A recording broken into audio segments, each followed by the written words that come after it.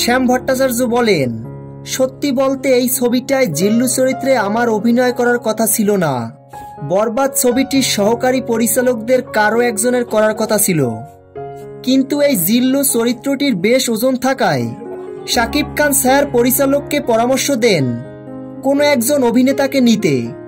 বরবাদ সিনেমার শুটিং শুরুর ৩-৪ দিন আগে আমার কাছে প্রস্তাবটি আসে ঋদ্ধি সিদ্ধি এন্টারটেনমেন্টের মাধ্যমে।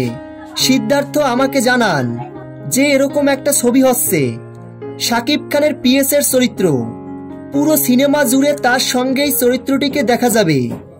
এটা শোনার পর আমি সঙ্গে সঙ্গেই রাজি হয়ে গেছি বলতে পারেন। এক কথায় বলতে পারেন শাকিব খান স্যারের কারণেই আমি জিল্লু হতে পেরেছি।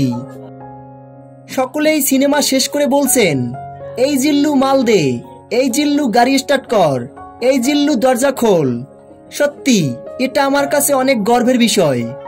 প্রিয় ভিউয়ার্স, এখন পর্যন্ত বরবাদ সিনেমাটি আপনারা যারা দেখেননি, আপনাদের নিকটস্থ প্রেক্ষাগৃহে গিয়ে বরবাদ সিনেমাটি দেখুন।